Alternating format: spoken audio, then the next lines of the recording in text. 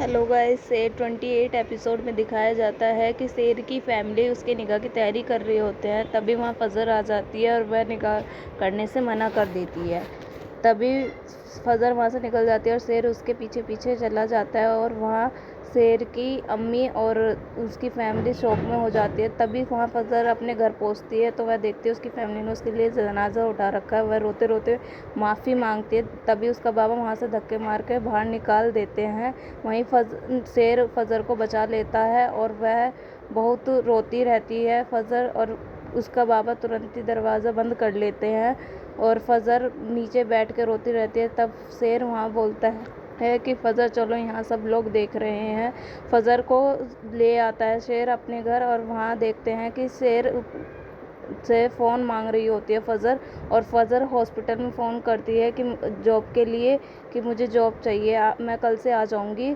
तभी वहाँ फजर सही से बोलती है, काश मैंने तुम्हें मार दिया होता तो आज मैं अपने बाबा के पास होती। अगले दिन आप देखते हैं कि काका साहब ने वकील बुलाए होते हैं। शहताज बेबी वहाँ पे जाती है और काका साहब से पूछती है वकील किस लिए आए हैं। तब काका साहब बताते हैं, मैं समीर के हवाले अपनी सारी प्रॉपर्टी कर रहा हूँ, उसके नाम कर रहा हूँ। और शहताज बेबी वहाँ पे बहुत गुस्सा हो रही होती है कि समीर के हवाले सारी प्रॉपर्टी क्यों करी जा रही है। तभी वहाँ पे फजर के बाबा देखते हैं कि फजर को याद कर रहे होते हैं कि मेरी ही बेटी ने मुझे इतना धोखा दिया। तभी वहाँ उसकी अम्मी आ जाती है और बोलती है कि अब रोने का कोई फ़ायदा नहीं है, हमारी फजर ने कोई धोखा नहीं दिया और वह शेर के साथ कोई निगाह नहीं करने वाली।